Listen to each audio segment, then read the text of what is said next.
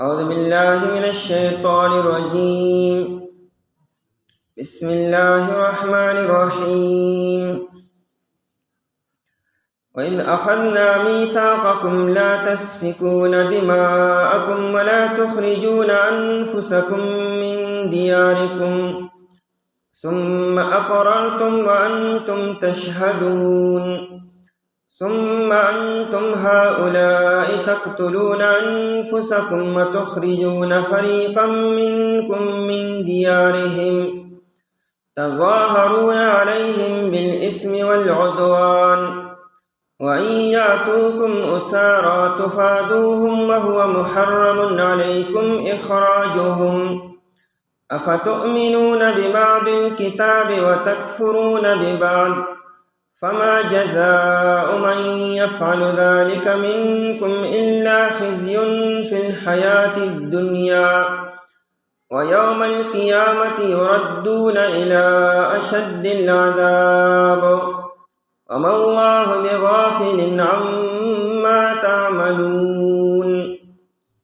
وإذ أخذنا ميثاقكم او کلا چې واسمونگا مضبوطه وعدستا سنا لا تسفكون دماءكم چې تاسو بنتو یا ویني خپلې ولا تخرجون انفسكم او تاسو بنو باسه خپل رونا من دیارکم دکورن خپلونا ثم اقررتم یا تاسو اقرار وکړو وانتم تشهدون حال داري چې تاسو گواهی کوئ ثم انتم یا تاسو هؤلاء اے خلقو تقتلون انفسکم قتل کوئ ځانونه خپل وتخرجون فریقا او تاسو وباسئ یو ډله منکم دستاسونا من دیارهم دکورنو دهغینا تظاهرون علیهم تاسو امداد کوئ دیو بل پاغی باندے بالاسم والعدوان پگناہ سرا پزیاتی سرا وَإِن يَأْتُوكُمْ أُسَارَى او کچری دیراشی تاستقیدیان تفادوهم تاسو فدیار کوئ داغی دخلاسولو وهو محرم علیکم حال دادے کی حرام کلیشو پتا سباندے اخراجهم اباسل ددی افتؤمنون ببعض الكتاب آیا پس تاسو ایمان روڑے پبازی سید کتاب وتکفرون ببعض او تاسو انکار کوئ دبازی سینا فما جزاء فسد بدلا من يفعل ذلك سوک چکوی دا کار منکم دستا سنا الا خزی فی الحیات الدنیا مگر رسوائی پا جند دنیا کے ویوم القیامت او پا رزد قیامت باندے یردون الى اشد العذاب واپس کولی بشیدی سخت عذاب طرف تا وما اللہ بغافل او ندی اللہ تلانا خبرا عما تعملون دہا سنا چتا سوی کوئی دمخکنا دبنی اسرائیلو د خرابو د برایو بیان شروع دے پدی دو آیتونو کی د بنی اسرائیلو بعضی برائی بیان کی گی اصلیت کے پتورات شریف کے د بنی اسرائیل نه ډېر زیات وعده اغستی شوی دي یا وعده پکې دام وا چې تاسو بر دریو خبرو اهتمام کوئ لومبنۍ خبره دا چې قتل و غارت بنه کوئ خپلو کې به جنگ جګړه او فساد نه کوئ چې یو بل قتل کوئ دویم دا چې یو بل به د خپلو کورونو نه وباسئ حالات به داسې نه خرابوئ چې بدامنی پیدا شي انتشار پیدا شي او یو سړی تاسو مجبوره کې هغه خپل کور پریزي بل ځای ته منتقل شي نو جلا وطن کوي به نه یو سړی د کور نه په کډه اغوستو به هغه مجبوره کوي نه او دریم دا کچری یو اسرائیلی قید شو یا تاسو قید کو یا بل چا قید کو، نو تاسو په شریک باندې پیسې راغونډوئ او دغه فدیه به ورکوئ. که چېرې هغه قوم ستاسو نه د اسرائیلي جرمانه طلب کړي چې دومره پیسې راکړئ به موږ دې پرېږدو، نو تاسو به په شریک باندې دغه قیدي دغه اسرائیلي به راخلاصوئ. د دې درو خبرو اهتمام د دین اغوستی شو. قتل به نه کوئ، خپلو کې به یو سړی قتل کوئ نه بغیر د څه وجې نه. دویم دا چې جلاوطني به نه کوئ، یو سړی به د کوره وباسئ نه بغیر د څه وجې نه. او دریم دا چې یو اسرائیلي قید شو نو تاسو به هغه خلاصوئ د قید نه. په دې درو خبرو کې بني اسرائیلو د یوې خبرې اهتمام به کو، د دوه به یې نه کو. که یو اسرائیلي به قید شو نو دوی به پیسې راجمع کړي، هغه به اخلاص کو. لیکن قتل او د کلي نه وباسل او د ملک نه وباسل یا د کور نه وباسلو، دا دواړه کارونه به یې کولو. که دې ته به چا ووایي چې لکه دا ولې تاسو دا سړی چې قید شو نو خلاصوئ یې، په تورات کې د دې حکم دی مونږ ته. نو قرآن کریم دې ته وایي چې تورات کې صرف دا حکم نه دی، تورات کې خو دا نورې دوه خبرې شته چې قتل به نه کوئ او سړی به د کلي نه نه وباسئ.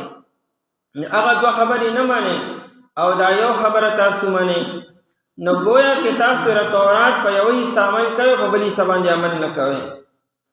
نو تورات باندې مکمل عمل پکار دی. د شریعت حکم هداري چې پورا په شریعت کې داخل شي، په اسلام کې داخل شي، په کتاب باندې پورا عمل وکړي. نو داسې د خپل ځان نم یو ترتیب شروع کړی چې په یوه حصه عمل کوئ، په بل حصه باندې عمل نه کوئ. وَإِذْ أَخَذْنَا مِيثَاقَكُمْ، او کله چې واغسته مونږه میثاقکم مضبوطه وعده ستاسو نه. خطاب خو د نبی علیہ السلام د زمانې یهودو ته دی او دا وعده د دې مشران نه اخیستې شوې وه د موسی علیه السلام د زمانې د بني اسرائیلو نه، خو چونکې دام د هغې اولاد دی.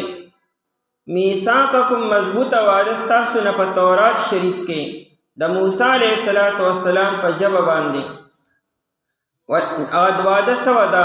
لا تسفکون دماءکم، چې تاسو به نه تویوئ دماءکم وینې خپلې. دماءکم یوئ خپله وینه تویل خو خودکشي ده، او خودکشي خو په هر یو مذهب کې حرامه ده. نه په اسلام کې ردی اجازه شته او نه مخکنو شریعتونو کې د خودکشۍ ایجاد شوی دی. د هغې غټه وجه دا ده چې د انسان د جسم او بدن انسان سره امانت دی د الله جل شانه.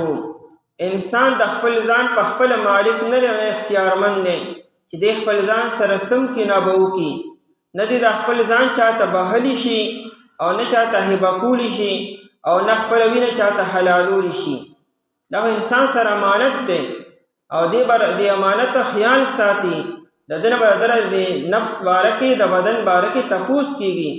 نبی علیہ السلام فرمایي ان لنفسک علیک حقا ولزوجک علیک حقا ولزوجک علیک حقا، ستا د نفس او د بدن په تا باندې حق دی. دې به ته داسې خرابۍ او کمزوري کوي نه چې د لادو بادو یې وباسي.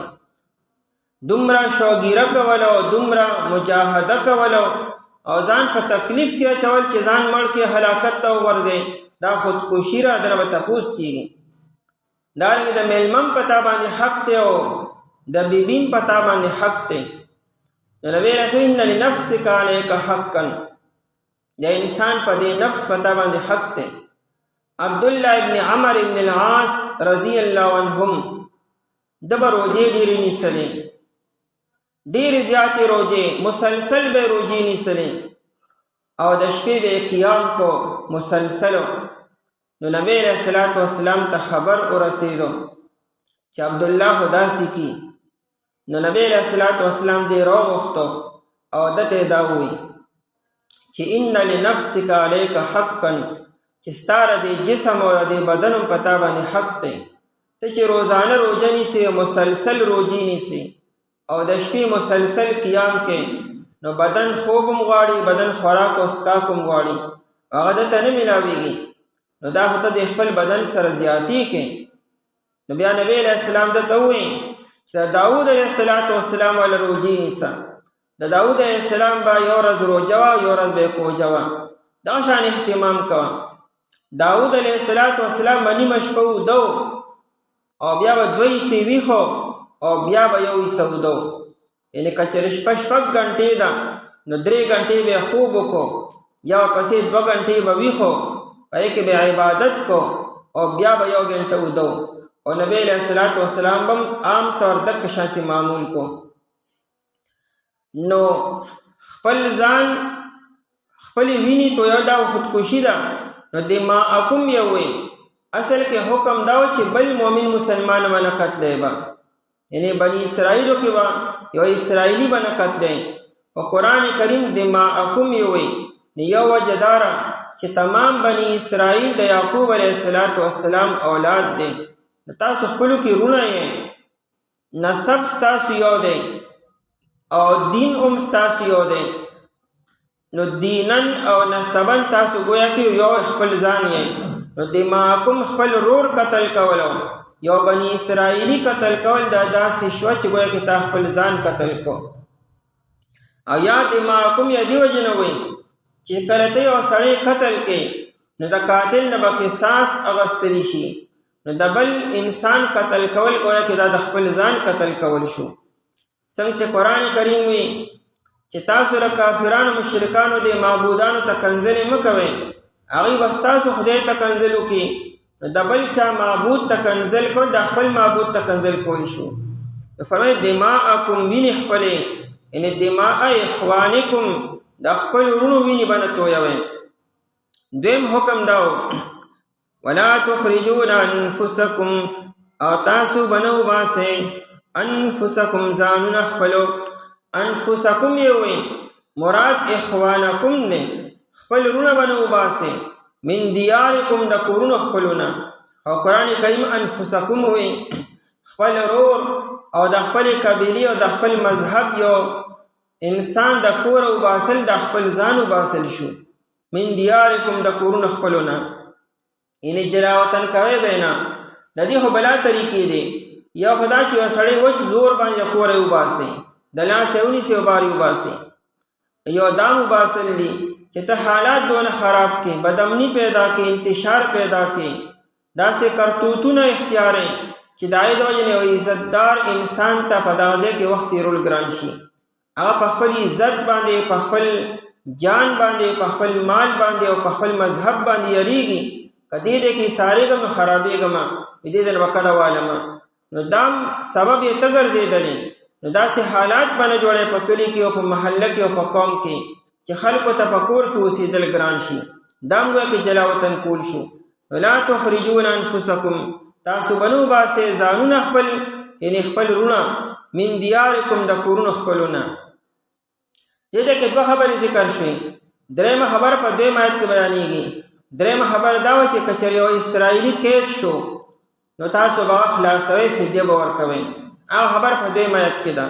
ثم قررتم، بیا تاسو اقرار وکړو، یعنې دا خبرې تاسو ومنلې چې هم داسې به کوو به. وانتم تشهدون، حال دا دی چې تاسو ګواهي کوئ.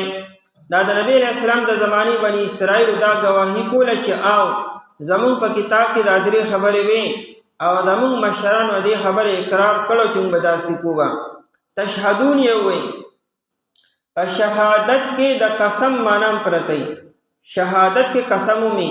وانتم تشهدون، تاسو گواهی کوئ، یعنی گویا کې تاسو قسمونه کوئ چې واقعي دا 3 وعدې زمونږ د مشرانو نه اخیستې شوې وې او زمونږ مشرانو دې خبرو اقرار هم کړو. ثم انتم، لیکن تاسو پای باندې عمل نه کړی شو. د دې آیت اصل کې 2 تفسیر دي. یو تفسیر آسان دی او بل تفسیر لږ ته ګران دی. آسان تفسیر داري چې کومې 3 خبرې مونږ بیان کړې، قتل، جلاوطنی او که یو اسرائیلي قید شو نو به خلاصوی به. په دې 3 خبرو کې په دې یو خبره دی عمل کو، په دې 2 باندې نه کو. د دې بني اسرائیل خپلو کې به اکثر جنگونه راتلو. 3 غټې مشهور قبیلې وې، بنو قریظه، بنو نذیر او بنو قینوقا. دا بنو قینوقا ډېر کمزوري وو، خو دا بنو نذیر او بنو قریظه دواړه طاقتور قبیلې وې. د دې په خپلو کې هم جنګونه راتلل به. قرآن کریم فرمایي سورة الحشر کې چې بأسهم بینهم شدید، د دې منځ کې جنګونه ډېر سخت کېږي. د دې په خپلو کې جنګونه کولو، نو په جنګ کې به خامخا بنو قریظه به راولګېده، بنو نذیر به یې قتل کړو، هغوی به راولګېدل، دوی به یې قتل کړو، نو قتل به یې وکړو او جنگ به په ناحقه طریقې سره کو. یعنې د قتل شرعي سبب به هم نه. دارنګې چې کومه قبیله به غالبه شوه، نو هغه بله قبیله به د کلي نه وباسله. څنګه چې یو فاتح قوم مفتوح قوم د کلي نه وباسي، جلا وطني کي، او بیا به چې کله جنګ بندي وشوه او دوی به پکې څه کسان قید کړي وو، هماغه یو فاتح قوم مفتوح قوم نه څه خلک قیدیان وکړي. چې کله جنګ بندي به وشوه، نو بیا به دوی پیسې راغونډې کړې دواړو قبیلو په شریکه او خپل قیدیان به اخلاص کړو. نو بیا به دوی له چا پیغور ورکړو چې دا تاسو څه کوئ، جنګ هم کوئ، خپلو کې قتل و غارت هم کوئ، یو بل د کلي نه مباسئ، او بیا چې کله امن و امان راشي، نو بیا یو بل قیدیان هم بیا خلاصوي په شریکه باندې. نو دوی به ورته وایي چې دا زموږ په تورات کې دا حکم دی چې اسرائیلي قید شي نو خلاصوي. نو قرآن کریم چې صرف د قید کولو د خلاصولو خبر خو پکې نشته تورات کې، د قتل خبر خو پکې نه چې دا به نه کوئ او د کلي نه به خلک نه وباسئ، نو په هغې عمل نه کوئ، په دې باندې کوئ. دی به دا جواز پیش کو چې دا زموږ مجبوري ده، ضرورت دی، جنگ جګړه خو به کول پکاري خامخا. دارنګې چې جنګ وشي نو خامخا بیا پکې د کلي نه وباسل هم کېږي، قتل و غارت پکې هم کېږي، لیکن دا بل کار خو به خامخا بیا کو. دا تفسیر آسان دی. دویم تفسیر لګونته کې ګران دی، هغه مفسرین حضرات روح المانی او بحر محیط لیکلی دی. هغه دا چې د مدینه منورې اصل باشندگان اوس او خزرجو دا دو مشهور قبیلې وې، او د دې منځ کې مشهور جنگونه شوي دي. یو مشهور جنگ د دې منځ کې بواس دی چې دا 120 سال دا جنگ شوی و. د یهودو دا درې قبیلې دا مهاجر دي، بنو قریظه، بنو نذیر او بنو قینوقا. دا هغه د ملک شام نه راغلي دي. د بنو قریظه ورولګېدو، د دې اوس قبیلې سره عهد و پیمان شو، یو بل سره خپلو کې معاهده وکړه. اکثر کمزورې قبیله طاقتور قبیلې سره معاهده وکړي چېرې تاسو به زموږ حفاظت کوئ، که موږ څوک حمله کړي زموږ مدد به کوئ، تعاون به کوئ. نو د بنو قریظه اوس سره چې دا د مدینې خلکو یې سره معاهده وکړه. نو بنو نذیرو هغې خزرج والو سره معاهده وکړه. نو د هغې خپلو کې هوی مقابلې، نو ظاهر خبره چې د هغې سره عهد و پیمان په دې باندې کې د جنګونه به راتلل به. نو کله به چې د اوس او د خزرج منځ کې جنګ ونښتو، نو بنو قریظه به اوس سره شو او بنو نذیر به خزرج سره شو. نو په جنگ کې به قتل بم کېدل به. نو ظاهر خبره د بنو قریظه او بنو نذیر سره به جنگ شروع شو، د بنو نذیر او بنو قریظه سره جنگ شروع شو، نو قتل به پکې مو شو. بیا پکې کومه قبیله به چې غالبه شوه، نابله قبیله به د کلي نه وباسله، د کور نه به وباسلو. او بیا به چې کله جنگ بند شو او اوس والو د بنو نذیرو کسان قید کړو، یا خزرج والو به د بنو قریظه کسان قید کړي وو، بیا به چې کله جنگ بندي وشوه، نو دې دواړو قبیلو به پیسې راغونډې کړې، او چې کم کسان به د دې قیدیان شوي وو، یا به اوس سره یا به خزرج سره، نا به اخلاص کړو. نو عربو دې له پیغور ورکړو چې جنګ هم سله کو چې دا اوس خپل قیدیان خلاصوي په شریکه باندې. نو دی به چې دا زموږ تورات حکم دی چې یو اسرائیلي چا قید کو، هغه په شریکه باندې خلاصوي، موږ به ځکه چنده کو دې لپاره. نو قرآن کریم چې صرف د خلاصولو حکم خو نشته، د قتل حکم پکې هم دی چې دا به نه کوئ، او د کلي نه وباسل به هم نه کوئ. دی به دا جواز پیش کو چې دا زموږ مجبوري ده، زموږ چونکې اوس سره او خزرج سره معاهدې دي او وعدې هم کړي دي، جنګ خو به خامخا کو، دا خو زموږ قومي مسله ده او دغه مسله د شریعت ده. ثم انتم بیا تاسو هؤلاء، یعنی یا هؤلاء ای خلکو، دا موږ پښتو کې ما تاسو خو دغه خلک یې که نه چې داسې هم کولو. قرآن کریم دغه خلک یې که نه چې د تورات په یو حکم باندې عمل کوئ، په دو باندې نه کوئ. تقتلون انفسکم تاسو قتل کوئ ځانونه خپل، یو بل قتل کوئ. بنو قریظه رالګي، بنو نذیر قتلی او هغوی دی قتلی. وتخرجون فریقا منکم او تاسو وباسئ یو ډله د ستاسو نه، منکم یعنی من انفسکم ستاسو د مذهب او ستاسو د قبیلې خلک ته، اوس او خزرج خپلو کې جنګ دی، تاسو پکې سره شریک شئ. من دیارهم د کورونو د هغوی نه چې جنگ شروع شي نو خامخا د کلي نه وباسل پکې بیا کېږي. تظاهرون علیهم تاسو امداد کوئ، علیهم په دوی باندې، په دغه ډله باندې، فریقن باندې، بالاسم والعدوان په ګناه سره او په زیاتي سره. تظاهرون وي مراد تینا امداد کول دی. التظاهر التعاون توي د یو بل مدد کولو. ظاهرون اصل کې ملا توي.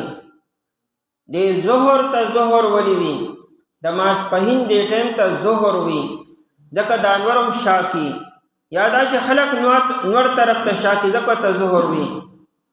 او تظاهرون وي مراد تینا امداد کول دی.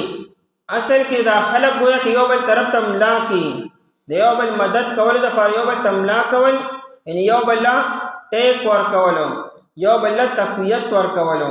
نو تظاهرون تاسو امداد کوئ د یو بلو، علیهم په دوی باندې، په دغه ډله وباسلو باندې، بالاسم والعدوان په ګناه سره او په زیاتي سره. دا ګناه دی د یو بل په ناجایز باندې مدد کولو، په قتل کې د کلي نه وباسلو کې، او دا زیاتیم دی چې ته سړی د کلي نه وباسي. وَإِن یَأْتُوکُمْ أُسَارَىٰ او کچر راشي دی تاسو ته قیدیان، کچر راشي تاسو ته قیدیان یعنی قیدیان راوستی شي، مطلب جنگ وشو، په جنگ کې څه خلک قید شو او بیا جنگ بندي وشوه، او بیا تاسو معلوماتو کې چې زموږ د قبیلې پلانکې هغوی قید کړی دی، نو تاسو بیا تفادوهم تاسو فدیه ورکوئ د هغوی د خلاصولو، یعنی چنده وکئ، پیسې جمع کئ او هغه ورکئ اوس ته یا خزرج ته خپل خلک را خلاص کئ. وهو محرم علیکم دا و حاضر هو ضمیر شان دی، حال دار چې حرام کړی شی او په تاسو باندې اخراجهم د دې وباسلو. نو فدیه ورکوئ، په دې حکم باندې عمل کوئ، او د کلي نه وباسل او قتل کولو دغه دواړه کارونه په تاسو باندې حرام شي، نو په یې باندې عمل نه کوئ چې هغې نه ځان وساتئ. افتؤمنون ببعض الکتاب آیا پس تاسو ایمان وروړئ په بعض حصې د کتاب چې تورات شریف دی، یعنې فدیه ورکولو. وتکفرون ببعض او تاسو انکار کوئ د بعض حصې نه، یعنې دا قتل او د کلي نه وباسلو. د دې مطلب دا نه دی چې که د انسان د تورات په یوه حصه عمل کړي خو بل حصه عمل نه کړي، نو په یوه حصه ایمان شته خو بل حصې باندې ایمان نشته. د قرآن کریم یا د آسمانی کتاب د یو آیت نه انکار کولو دا د ټول کتاب نه انکار دی. دا نه چې په صحیح حصه به ایمان او په صحیح حصه به نه. ایمان کې تجزی نه راځي چې نیم ایمان شته او نیم ګنې نشته. ایمان به یا ټول یا به بالکل نه. مطلب دا دی چې گویا کې د تورات په یوه حصه عمل کوئ په بل حصه عمل نه کوئ، نو دا داسې شوه چې گویا کې ستاسو د تورات په یوه حصې ایمان شته بل حصې به یې نشته دی. او دا چرم نشي کېدی چې انسان د آسماني کتاب د یو آیت نه یا د یو صورت نه انکار وکړي، نو ګنې په نور حصه به ایمان او په دې یو صورت به صرف ایمان نه. انسان به مکمل کافر کېږي که چېرې یو آیت نه انکار وکړي. خو خبردار چې په بعض حصې باندې عمل کوي، بعض حصې باندې عمل نه کوي. حالانکه د قرآن حکم دا دی او د هر آسماني کتاب دا حکم چې پورا مذهب کې داخل شي، پورا شریعت کې داخل شي، په پورا کتاب باندې عمل وکړي. ادخلوا فی السلم کافتا، قرآن کریم ټول په ټول باندې اسلام کې داخل شي، دا نه چې بعض حصې باندې عمل کوي بعض حصې به نه کوي. فما جزاء دا ما استفهامیه ده، څه د جزا څه د بدله، یا ما نافیه ده، نه د جزا او نه د بدله. من یفعل ذلک څوک چې کوي دا کار، منکم د ستاسو نه، چې په بعضو باندې عمل کوي بعضو باندې نه کوي، یعنې قیدیان خلاصي او د قتل او د جراوت نه منې کېږي. منکم د ستاسو نه الا خزي فی الحیات الدنیا، مگر رسوایی او ذلت فی الحیات الدنیا په ژوند د دنیا کې.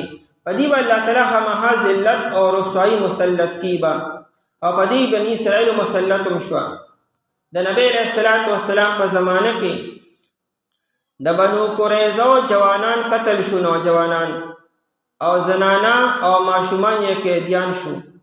او بنو نذیر هغه نبی علیہ السلام د مدینې نو باسل خیبر ته ولېږلو او بیا عمر رضی الله عنه په خپل دور خلافت کې دی د خیبر نه مباسلو. ابن عباس رضی الله عنه فرمایي روح المانی لیکلی دی چې د بنو قریظه عدد قتل غارتو نو نبی علیہ السلام نوجوانان قتل کړو. د بنو نذیر داغي عادت او طبیعت د فسادو نو نبی علیہ السلام هغه د کلی نو باسلو. دا ذلت مدک شو چې بنو قریظه جوانان قتل شو او ماشومان او زنانه قیدیان شوي او په بنو نذیر او نبی علیہ السلام فدیه ولګوله، جزیه ولګوله او بیا عمر سے بغی د خیبر نه مباسل فی الحیات الدنیا په ژوند د دنیا کې او یوم القیامت فرد قیامت باندې یردون الی شد العذاب واپس کولی بشي دی سخت عذاب طرف ته. سخت عذاب د جهنم عذاب دی یا سخت عذاب نه مراد د جهنم تمام عذابونه چې کوم تیار شوي دي. وما الله بغافل او نه دی الله تعالی نه خبره عما تعملون د ها سنا چې تاسو یې کوئ سودا کرتوتونه سازشونه الله جل شانو ته معلوم دي.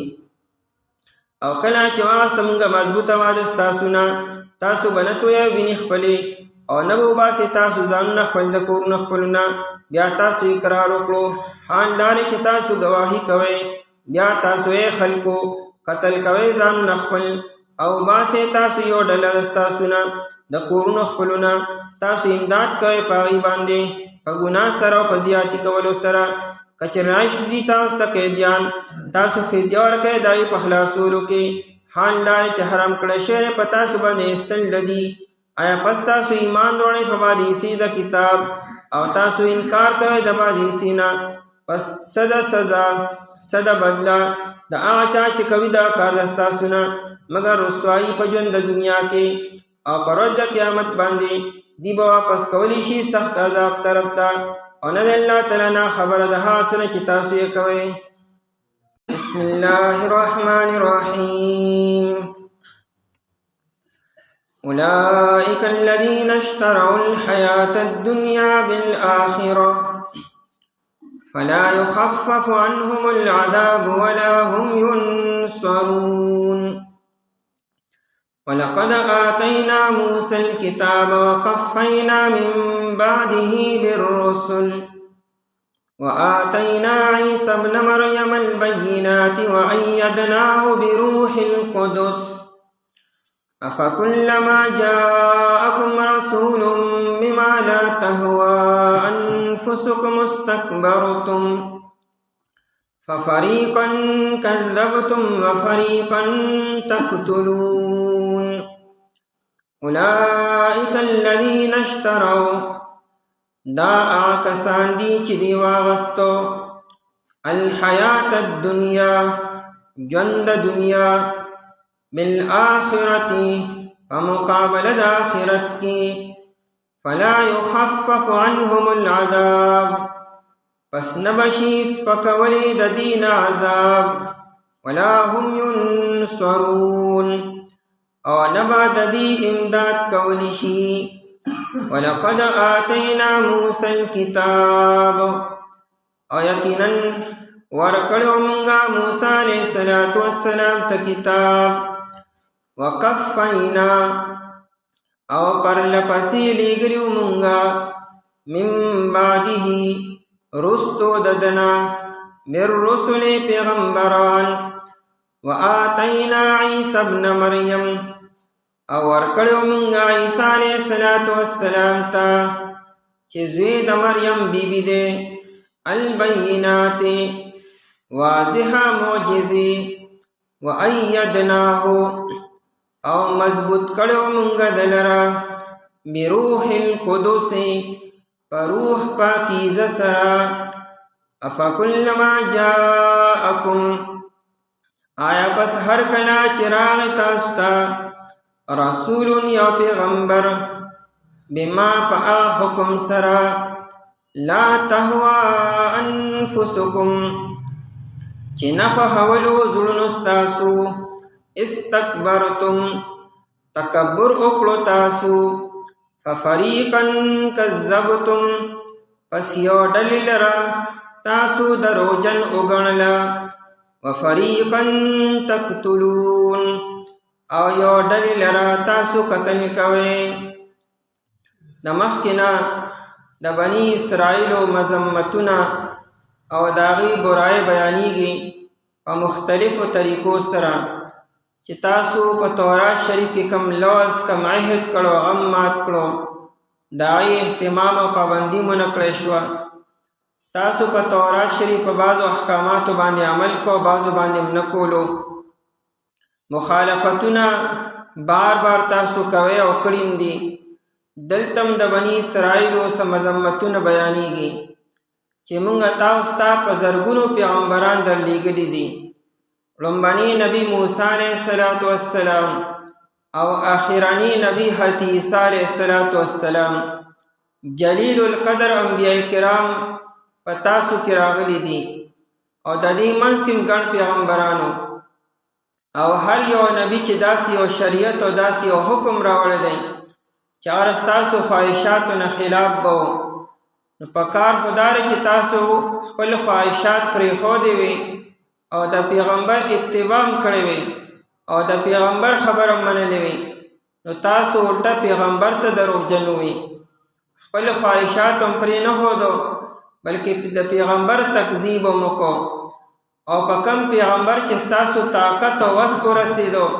نا پیغمبر هم قتل کو لکه حضرت زکریا علیه السلام او داغه نیازبین زوی حضرت یحیی علیه السلام تاسو قتل کړو د عیسی علیه السلام د قتل منصوبه او سازش هم جوړ کړو الله جل شانه محفوظ کو او دا څه کوي د دې زمانی چې کوم بنی اسرائیل دي هغه د نبی علیه السلام د قتل منصوبه سو پیری جوړ کړه لیکن الله جل شانه نبی علیه السلام محفوظ کو نو دا خرابې صرف تاسو مشرانو آبا او اجدادو کې نه وي تاسو د هغې په نقش قدم باندې روان یې تاسو د انبیاء کرامو د قتل منصوبې جوړوئ لکه د نبی علیه السلام د قتل منصوبې سو پیری جوړې شوي دي الله تعالی نبی علیه السلام محفوظ کړی دی اولئک الذین اشتروا الحیات الدنیا بالآخرة مخکې آیت کې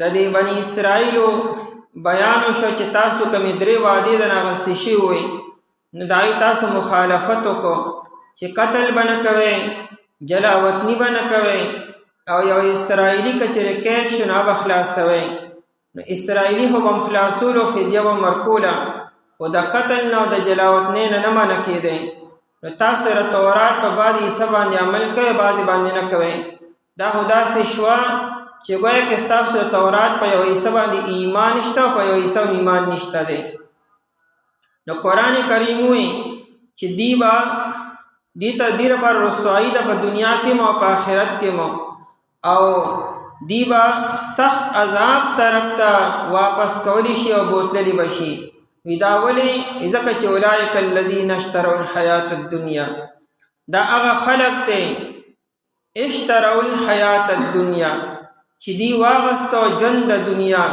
بالآخرت په بدله د آخرت کې دی د دنیا ژوند واغستو آخرت یې خرڅ کو یو سړی چې څه اخلي نو د څه په بدله کې اخلي نو دی سره دنیا واغستا او آخرت یې خرڅ کو آخرت دی سره گویا کې په لاسو کې او سرمایه وه او سمن هغه ورکړو او د هغې په بدله کې دنیا واغسته ذکر د اشتراو دی اشترا و اشترا اغستو ته وی خرید نه او مراد تینا استحبو دی دی د دنیا جن خوخ کړو او غره کړو او د آخرت یې شاته ورزو خو استحبو یو نه وي ځکه چې انسان کله یو سیز اخلي نو همیشه هغه ساخلی چې د خوښ او محبوبي بازار کې چې ته پیسې ورکې نو هغه سیز باغلی چې تا ستا خوښي او ستا فایده مني او تا ته محبوب الغه به اخلي نو اشترا سره لازم استحباب دی غوروال دی خوخول دی نو قرآن کریم د استحبو پځې اشتراوي دی واغستو یعنی گویا کې دی خوخ کړو او غوره کړو ژوند د دنیا په بدله د آخرت کې او د هغې وجه دا وه چې دی دنیا اسره کړه د دنیا مفادات او د دنیا اغراض او مال و دولت او مشري دا یې غوره کړو او آخرتو چې د حق اتباع هغه ونه کړله نه اشتروا الحیات الدنیا دی واغستو یعنی خوښ یې کړو غوره یې کړو یا بدل یې کو ژوند د دنیا په بدله د آخرت کې او دا کار صرف دی نه کړی دا په هر دور کې به کېږي او هر څوک به داسې کېږي یعنی دا امتحان او ازمایش د هر چا به کېږي په هره زمانه کې چې د دنیا او د آخرت مقابله به راځي الله تعالی د هر مؤمن مسلمان د امتحان اخلي چې کله کله به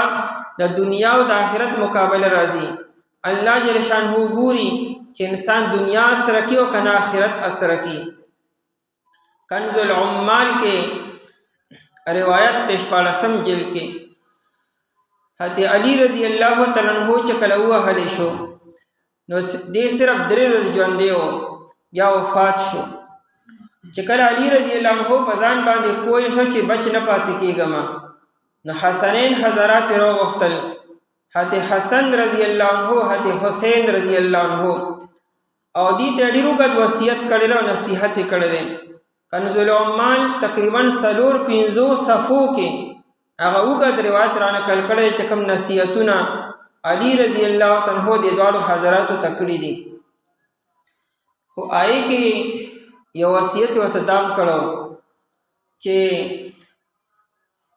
اے بچو کله دنیا او د آخرت مقابله راشي نه آخرت باخله او دنیا به ورځوي اسنه چې دنیا والے او آخرت چې کم نه نو هغه پریزي وته چې بل بیع دنیا کا بآخرتکم وته و فرمایلو چې اسنه چې دنیا واخله او آخرت پریزي آخرت باخله او دنیا به پریزي دا به همیشه داسې کیږي با چې اسنه دنیا سره کې او دنیا غوړه کې نو ګوره تاوان ته بلل شي دلتم قران کریم اشتروا الحیات الدنیا بالآخره صرف بنی اسرائیل دا کار نه کړي بل سبم داسې کیبا او هر سړی به احتیاط نه کارلی دی غره کو ژوند د دنیا په مقابله د آخرت کې نو لہذا فلا يخفف عنهم العذاب پس نه بشي سپکول د دین عذاب دا په آخرت کې یادي یا په دنیا کې مو دنیا کې چې کله الله تعالی پکړو عذاب په دی باندې راځي نه به کمیږي نه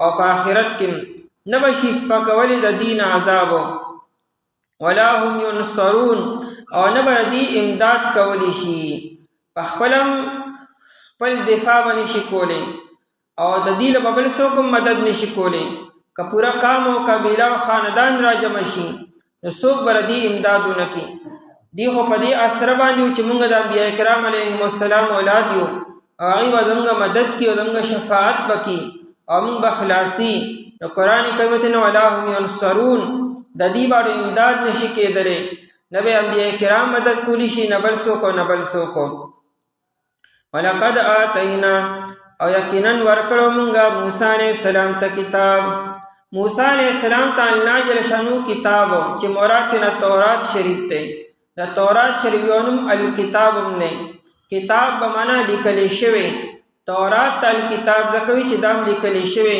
موسی علیہ السلام ته ورکړل شو ابن عباس رضی اللہ عنہ فرمائی شاہ عبدالعزیز سے لیکلی دی ابن عباس رضی اللہ عنہ وی کله چې دا تورات شریف په لسو تختو باندې ولیکل شو دا تختې د زمرد وي نو موسی علیہ السلام ته دا اوچته کا موسی علیہ السلام ډیر طاقتور لیکن هغه تختې نشي اوچتولې نه الله تعالی فرشتي را لګلې فرشتي دا تختو د اوچتولو نه عاجز شوي په دې طریقې سره موسی علیہ السلام ته د تختو د تورات عظمت او احترام او ته هو چې دا څومره لوی علم دې پدې کې څومره لوی روح دې پدې کې چې کله موسی علیہ السلام ته د عظمت معلوم شو بیا الله جل شانو موسی علیہ السلام ته چې څنګه اوچتو تار پاره بیا چې موسی علیه السلام اوچتولې بیا ورته اسانې شوې. و دغه وزني تختې چې پای کې دومره لوی علم او نور پکې هغه موسی علیه السلام راوړې قوم ته. موسی علیه السلام ته کتاب چې تورات شریف ته وکفینا من بعده او د موسی علیه السلام نه بعد بیا ډیر انبیاء کرام راولېږلو. وکفینا او موږ پر لپسې راولېږل من بعده رسل د موسی علیه السلام نه بالرسل پیغمبران ډیر پیغمبران نالو. د جلالین شریف داعی شرح دا او تفسیر دی دا جمل علی الجلالین هغه لیکي چې د موسی علیه السلام او د عیسی علیه السلام په منځ کې او یا زر انبیاء کرام علیهم السلام راغلي دي. او بل مشهور قول لري چې د موسی علیه السلام او د عیسی علیه السلام منځ کې 4,000 انبیاء کرام علیهم السلام راغلي دي. او په دې کې نامي ګرامی انبیاء کرام هغه زکریا علیه السلام نے، یحیی علیه السلام نے، داؤد علیہ السلام و سلیمان علیہ السلام، دارنگے ایوب علیہ السلام وغیرہ وغیرہ، الیاس علیہ السلام، یونس علیہ السلام، عزیر علیہ السلام. دا حضرات مشهور دي. د دین علاوه غیر مشهور لکه ارمیا او شعیا، شمعون او یوشع بن نون حضراتو دا پکې میانس کې راغلي دي. او د دین علاوه څومره انبیاء کرام چې مونږ نه معلومو دا ټول بنی اسرائیل کې وو او دا په یو وخت کې به ډیر موجود وو. یا دې بالکل داسې مثال دی لکه په دې دور کې په دې امت کې چې په یو زمانه کې ګڼ علماء کرام موجود دي، په یو کلی کې په یو علاقه کې لوی امامان حضرات او مفسرین او محدثین او فقها موجود دي. په یو کلی کې سونه ائمه موجود دي. سفیان ثوری، سفیان ابن عیینه دا دواړه محدثین دي او دواړه لوی حضرات په یو کلی کې موجود دي، په یو زمانه کې دي. دارنګه ابراهیم تیمی، ابراهیم نحوی سے وہ دواړه لوی فقها دي، لوی محدثین دي او دواړه په یو زمانه کې په یو کلی کې موجود دي. حافظ ابن حجر عسقلانی رحمه الله، علامه بدر الدین العینی دواړه د بخاری شرح لیکلي دي.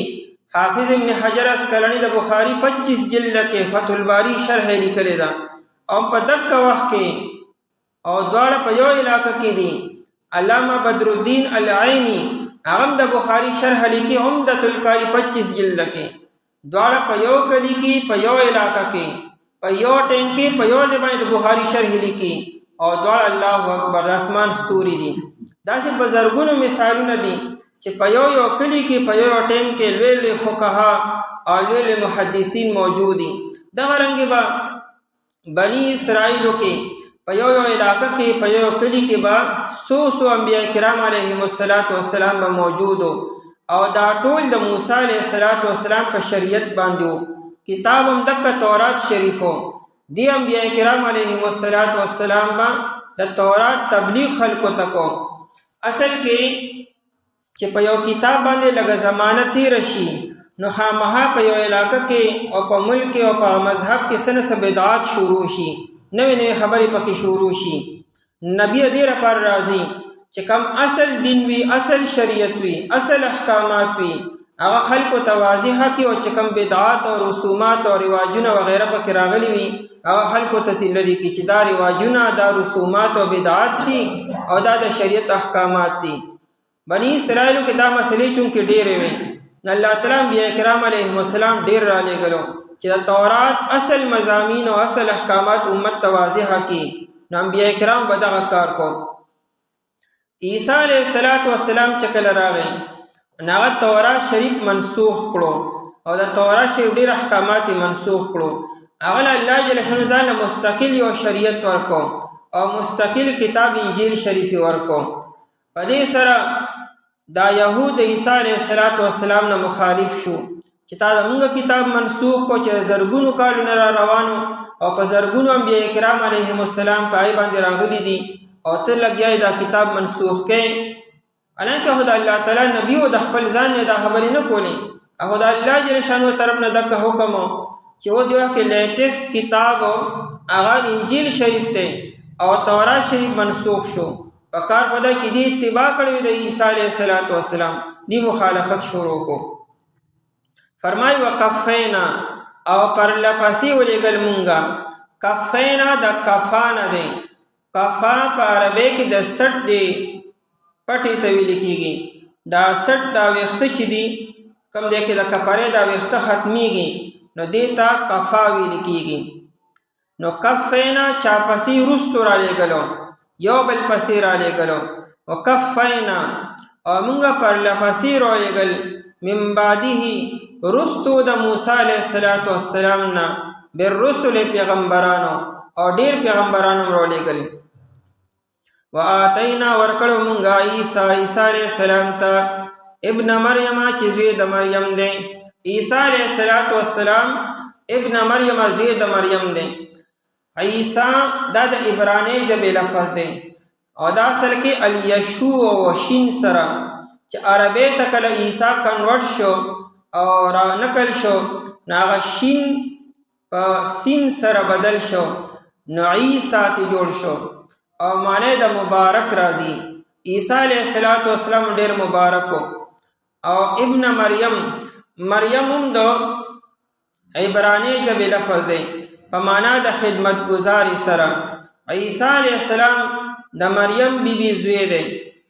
مریم بیبي پیغمبر نه وه او نه نبیه وه ځکه الله جل شانه په ښځو کې نبی او رسول نه دی جوړ کړی. انبیاء کرام علیهم السلام چې څومره راغلي دي دا ټول په نارینو کې وو. د دریو خبرو چې دی هغه ښځه مستحق نه ګرځي، یعنی درې خبرې داسې منصبه چې ښځه هغه نشي کولی.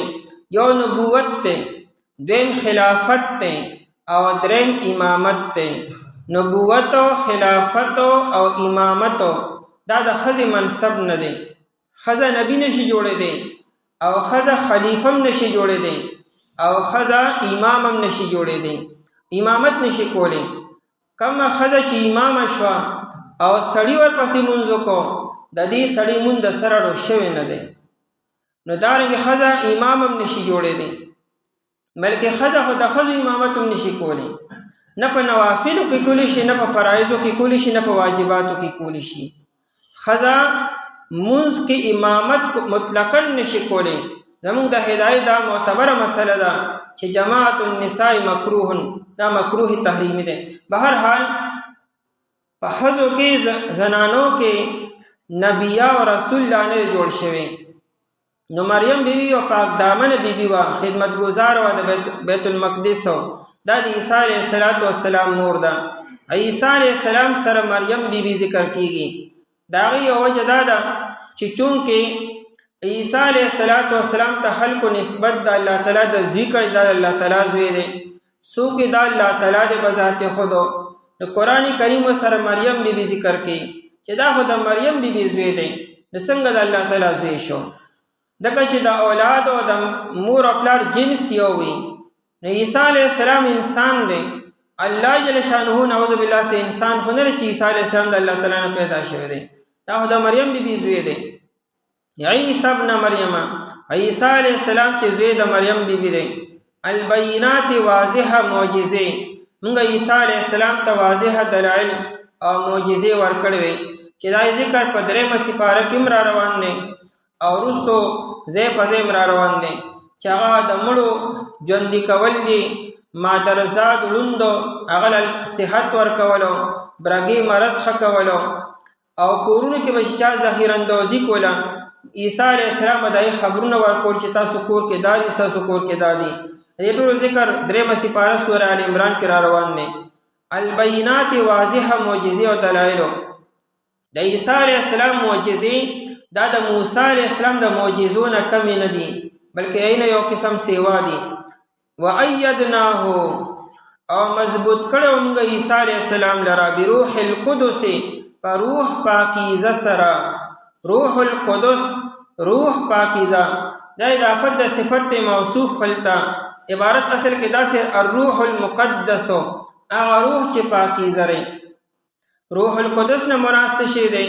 یو قول لري چې مراد نه اسم اعظم دی. الله تعالی عیسی علیه السلام ته اسم اعظم ورکړو. د اسم اعظم په برکت سره عیسی علیه السلام مړي ژوندي کولو او دا ناشنا مرضونه به ښه کولو. او یا د روح القدس نه مرادو جبرئیل علیه السلام دی. د جبرئیل علیه السلام یو نوم الروح دی، نزل به الروح الامین. او دا القدس بیا ولې راغی جبرئیل علیه السلام سره؟ نو دا د هغه د تعظیم دپاره الروح القدس. او یا دا روح القدس نه مرادو هغه روح دی چې جبرئیل علیه السلام په عیسی علیه السلام کې اچولی و، چې د دې ذکر به سورې مریم کې 14مه سپاره کې به راځي چې جبرئیل علیه السلام راغی او د مریم بیبي په ګریوان کې پوکې ووکړو او پای سره حمل وشو او عیسی علیه السلام پیدا شو بروح القدس، په روح پاکیزه سره. افکلما جاءکم، دومره لوی شخصیت عیسی علیه السلام، دومره لوی معجزو والا او دومره په یو ناشنا انداز سره دغه تخلیق شوی دی. هغه نبی چې کله راغی نو افکلما جاءکم، آیا پس هر کله چې راغی تاسو ته ای بنی اسرائیلو رسول یو پیغمبر بما په هغه حق سره یا په هغه کتاب سره یا په هغه حکم سره لا تهوا انفسکم چې نه به خوښولو زړونو ستاسو. هاویه یهوا معنا خوښولو، عاشق کېدلو، مایله کېدلو. هوا یهوی معنا غورځولو، غورځېدلو. دا یهوا دی، تهوا نه خوښولو. لا تهوا چې نه خوښولو انفسکم زړونو ستاسو په معنا د لا تحبه سره. نبی همیشه داسې حکم راوړي چې اکثر خلکو ته د هغې خپلول ورته ګراني. ځکه د نبی کار دا وي چې هغه داسې احکامات بیاني چې خلک راه راست ته راولي. د انسان دا نفسو باطل طرف ته، ګناهونو طرف ته میلان ډیر کېږي. شریعت حکم راکړي چې نه داسې وکړه. د انسان خواهش او اراده او میلان او ګناهونو ته وي، د انسان طبیعت دی، فطرت دی. شریعت راشي او تا د ګناهونو نه منې کړي. لا تهوا انفسکم چې نه خوښولو زړونو ستاسو داسې یو حکم به چې راغی نو استکبرتم، تاسو تکبر وکړو، ځان هم لوی وګڼو د ایمان راوړو نه، د اتباع کولو نه او په حکم باندې عمل کولو نه. ففریقا کذبتم، پس یو ډلې لره تاسو دروغجن وګڼله، تاسو تکذیب وکړه د یو ډلې. د ډلې نه مراد انبیا کرام علیهم السلام یو جماعت یادي، لکه عیسی علیه السلام شو، نبی علیه السلام شو. یهود د عیسی علیه السلام تکذیب هم کړی دی او د نبی علیه السلام تکذیب هم کړی دی. وفریقا تقتلون، او یو ډلې لره تاسو قتل کوئ. یو د انبیا کرام یو جماعت یو ډله تاسو قتل هم کړه، لکه زکریا علیه السلام او یحیی علیه السلام تاسو قتل کړو. د نبی علیه السلام او د عیسی علیه السلام د قتل سازش هم جوړ کو. عیسی علیه السلام الله پاک اسمان ته اوچت کو، نبی علیه السلام په ځمکه باندې و، لیکن الله تعالی محفوظ کړو. دا درې غټې منصوبې دي جوړې کړې وې. یو پیر د خیبر په موقع باندې نبی علیه السلام له روټۍ وکړه، پای کې زهر اچولو. زینب یو یهودنه ښځه وه، هغې نبی علیه السلام له دعوت وکړو او بیزې یې لاله کړې وه، پای کې زهر اچولو. یو صحابي بشیر رضی الله عنه خوراک وکړو، نبی علیه السلام یو نوړۍ راوچته کړه، خوله کې کېښوده او بیا یې واپس وغورځوله. هغه صحابي خو بیا شهید شو د هغې خوراک د لاسه. او نبی علیه السلام به هر کال چې هغه ورځې راتلې دا مری به یې خوږېده او د زهرو اثر پکې و. د وفات په ټیم کې نبی علیه السلام په مری کې د زهرو اثر و. دارنګې په نبی علیه السلام یې خطرناک جادو کړو، داسې جادو چې دا د قتل و، لیکن نبی علیه السلام الله تعالی محفوظ کړو. نبی علیه السلام یهودو له لاړو، اصل کې د صحابو د لاسه یو سړی په خطای سره قتل شوی و، د دیت مسله وه. د یهودو نه مدد غوښتلو، دوی مونږ ته پیسې راغونډو. نبی علیه السلام د یو کمر ویښته ناستو، دوی خپلو کې سلا وکړه، منصوبه یې جوړه کړه چې یو غټ راوالی د نبی علیه السلام د پاسه یې وغواړي چې نبی علیه السلام نه بېغمه شو. دوی اراده م وکړه دلته کې جبریل علیه السلام راغی، نبی علیه السلام ته یې د نه پاسه داسې بلا منصوبې دي جوړې کړې وې د نبی علیه السلام د قتل، لیکن الله جل شانو نبی علیه السلام محفوظ کو. ځکه تقتلون وې د کذبتم د بارې ماضي روړه، کذبتم او وفریقا قتلتم نه فریقا تقتلون وي یعنی دا قتل پتا سو کې اوسم دی د نبی رسول د قتل منسوبین تاسو بار بار جوړه هو کامیابیږي نه پکې دا کسان دي چې دی غره کړو ژوند د دنیا په بدل آخرت کې پس نه بشي سپکاوی دي نازاب او نه ور دي امداد کولی شي او یقین ورکړو موږ موسی علیه السلام ته کتاب او پر لپسې را لېږلو موږ وروسته پیغمبران او ورکړو موږ عیسی زوی د مریم تواضع معجزې او مضبوط کړو موږ دلته په روح پاکیزه سره آیا پس هر کله چې راځي تاسو پیغمبر حکم سره چې نه خولودونو تاسو لوی وکړه پس یو ډله تاسو دروژن وګڼل او یو ډله تاسو قتل کوئ بسم الله الرحمن الرحيم وقالوا قلوبنا غلف بل لعنهم الله بكفرهم فقليلا ما يؤمنون ولما جاءهم كتاب من عند الله مصدق لما معهم وكانوا من قبل يستفتحون على الذين كفروا فلما جاءهم ما عرفوا كفروا به فلعنة الله على الكافرين وقالوا أويدي قلوبنا غلف زلنا زمنغا پپردو کری بل لعنهم الله بلکہ لعنت کردے پدیبان اللہ تعالی بکفرهم فسبب د کفر ددی فقلیلا ما یؤمنون پس دیر لگ دی ایمان روڑی ولما جاءهم کتاب او ہر کلا چراغ دی تعظیم الشان کتاب من عند اللہ د جانب اللہ تعالی مصدق لما معهم تصدیق کون کے لئے دہا سوچ دی سرو وکانو من قبلو او دی محک ددینا یستفتحونا دیبا کامیابی طلب کولا علی الذین کفروا فآکسانو باندی چی کفر کرو فلما جاءهم پس ہر کلا چراغ دیتا ماہا پیغمبر عرفو چی دیو پی جندلو کفرو بھی دی کفر کرو پاغسرا فلعنت اللہ علی الکافرین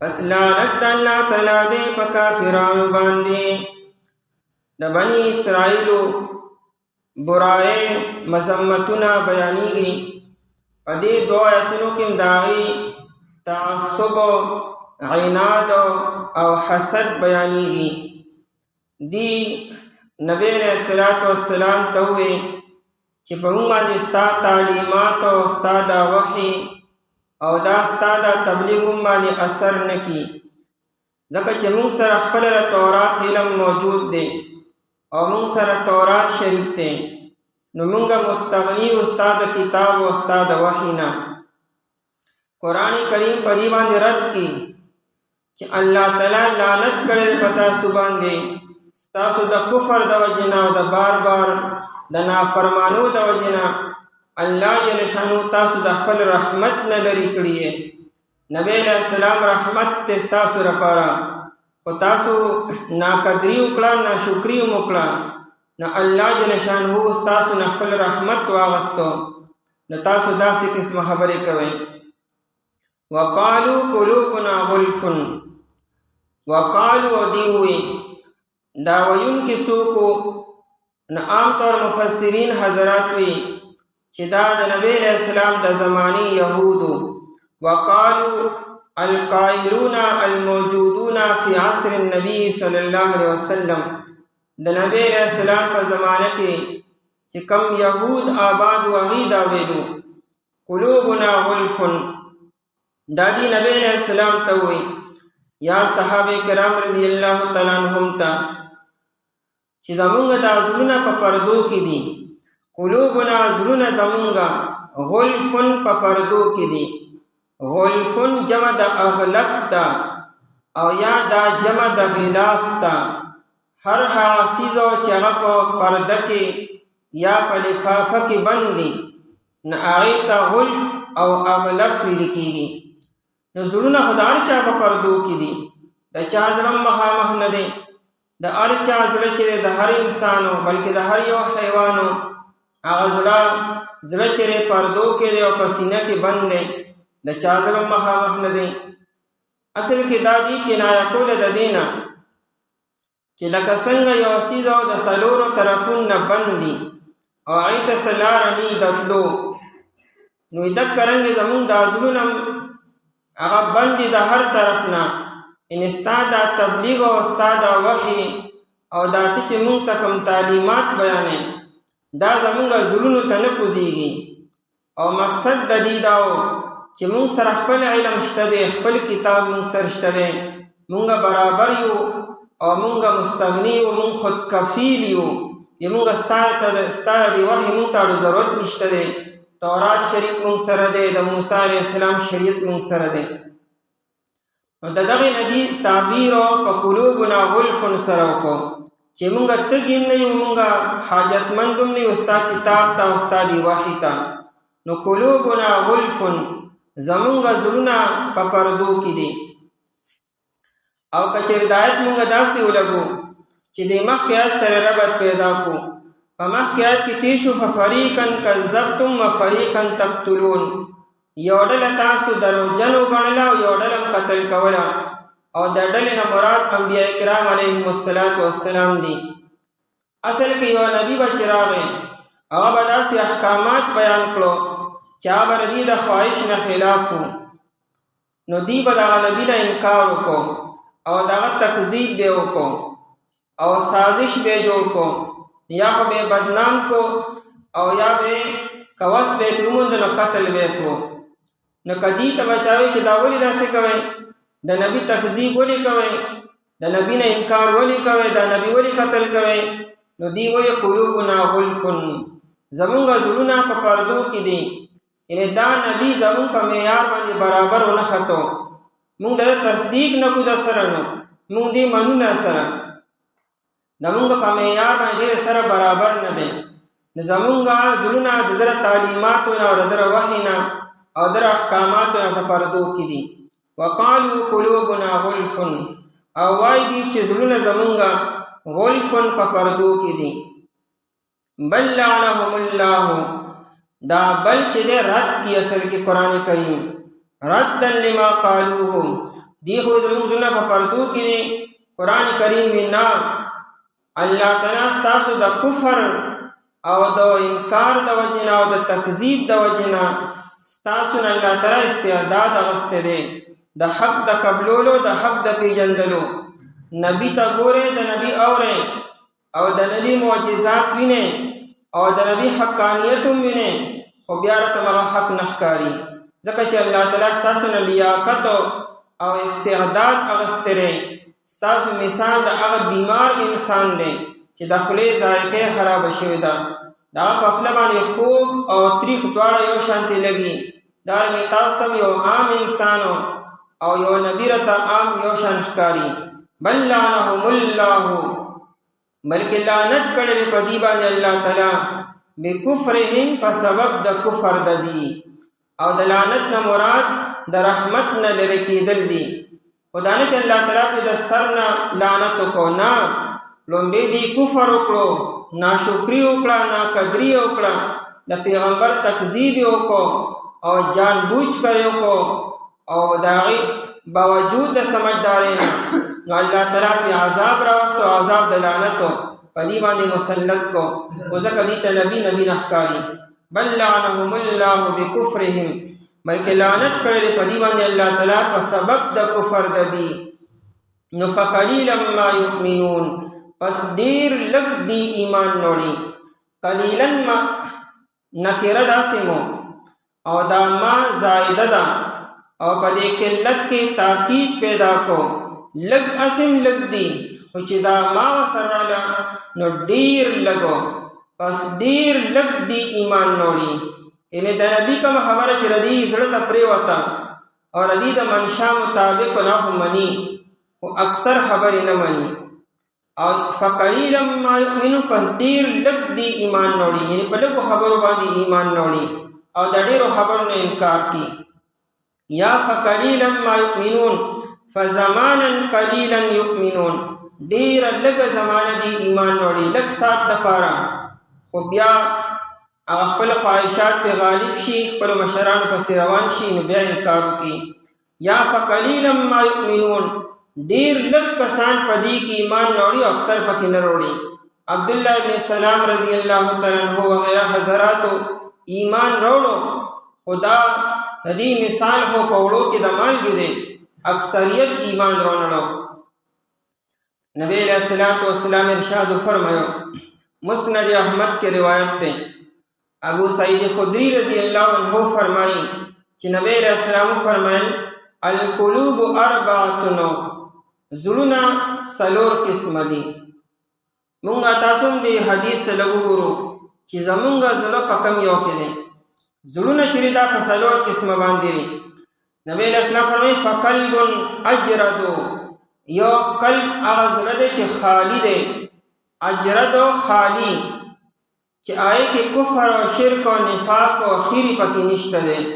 نو فیه مثل السراج ازهر، وی دا زړه چې دی دا پاک او صفا دی او په دې کې ډیوه ده او دا ډیوه پکې بلیږي پړکېږي. بیا نبی علیہ السلام فرمایل وذلک قلب المؤمن، وی دا د مؤمن زړه دی. د مؤمن دا زړه بالکل پاک او صفا دی، د خیری نه او د شرک او د کفر نه او د ګناهونو نه. او دا ډیوه چې دا پکې ایمان دی، څنګه چې ډیوه بلیږي او پړکېږي، دا کرنګ د مؤمن په زړه کې دا ایمان چې دا پړکېږي او تازه کېږي. او نبی علیہ السلام فرمایل وقلب اغلف، دویم هغه زړه دی چې هغه په پردو کې دی، مربوط علی غلافه، او دا پرده پې داسې ده گویا کې د سرمنې یو پرده ترې نه تو ده، او دا پرده څلورو طرفونو ته په تار باندې ګنډلې شوې ده. نو گویا کې دا زړه څلورو طرفونو نه بند دی چې ګنډ پې شوی څلورو طرفونو نه. او بیا نبی علیہ السلام فرمایلو چې وذلک قلب الکافر، دا د کافر زړه دی.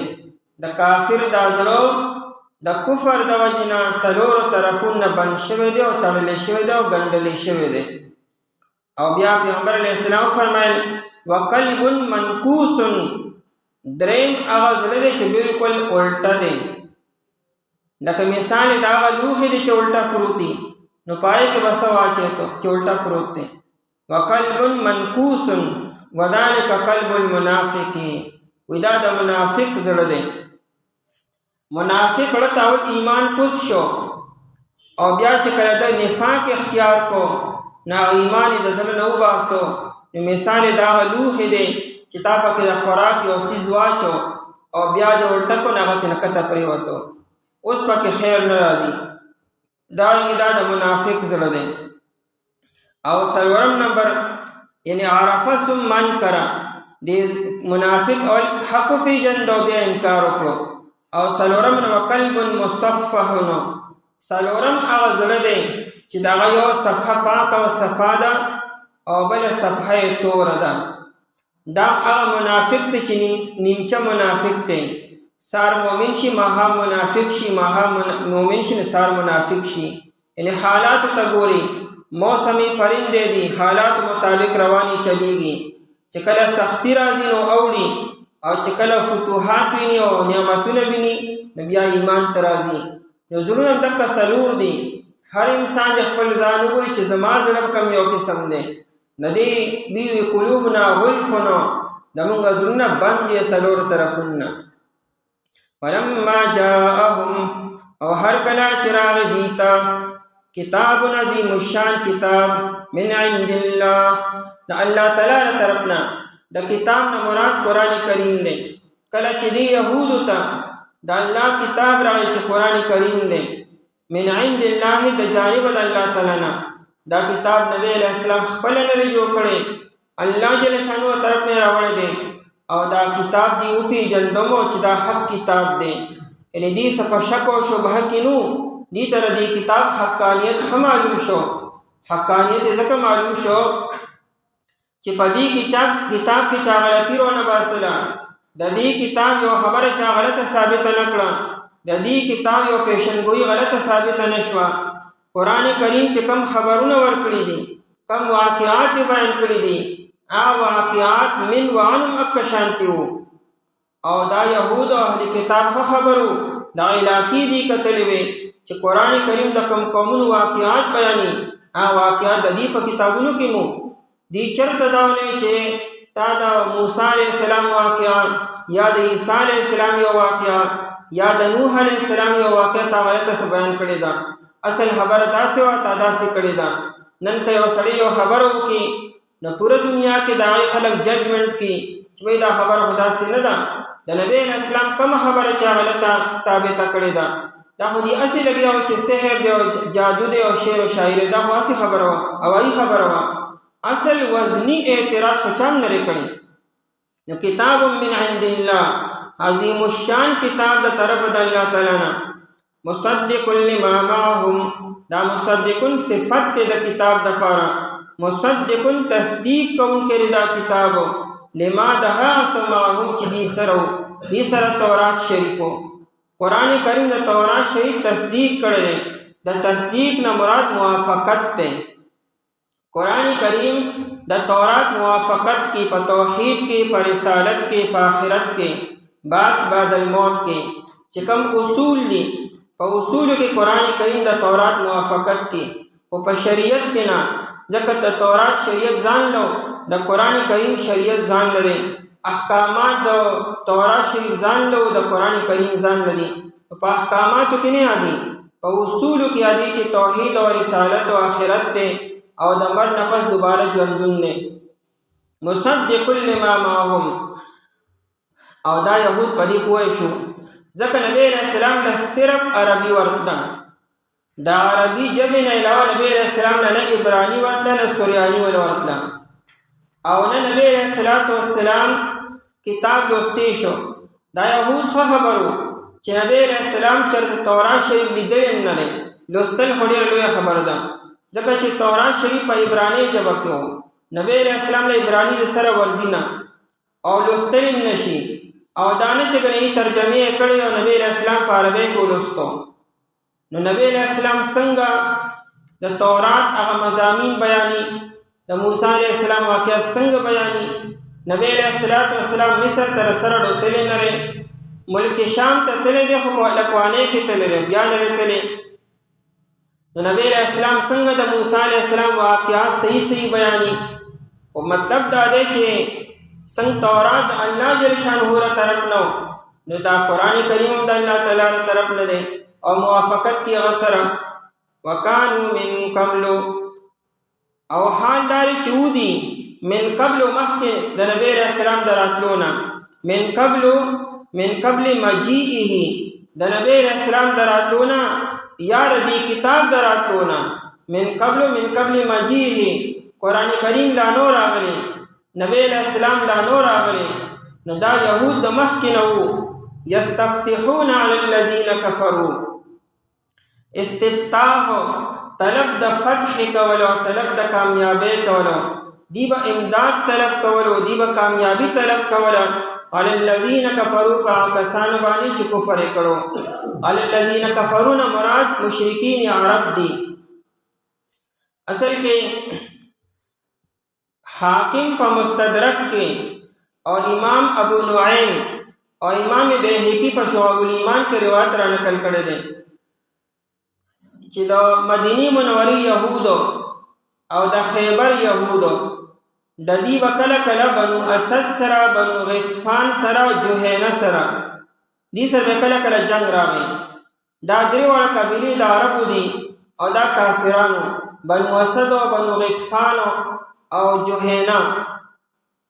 نو کله کله دې خپلو کې جنگ شو، چې جنگ بشو نو یهود په تعداد کې کم او عرب خو ډېرو، نو عرب به غالب شو په دې باندې او دې به ډېر خراب کړو.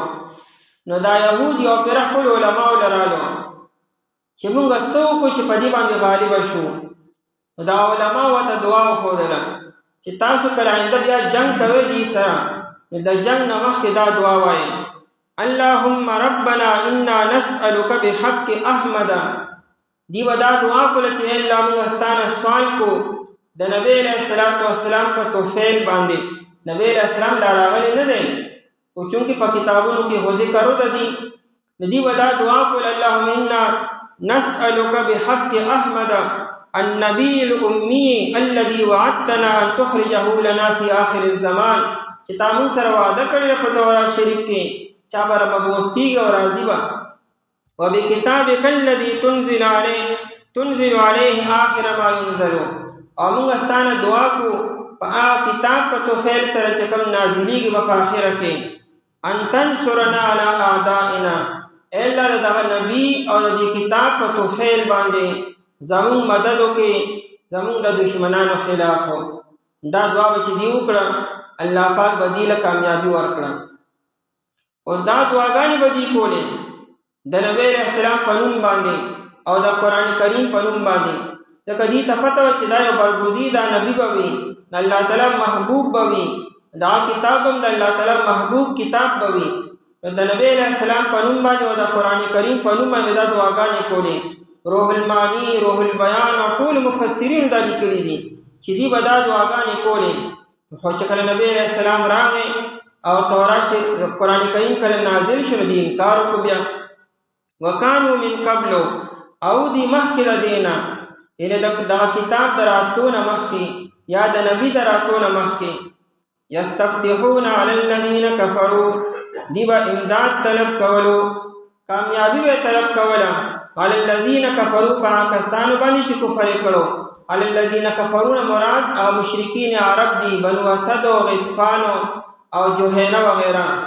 فلما جاءهم پس هر کله چې راغی دیتا ما نه مراد یا کتاب دی نو ما بیا په خپل حال باندې والو او یا دا ما په معنا د من سره دی نو مراد د نبی علیہ السلام دی.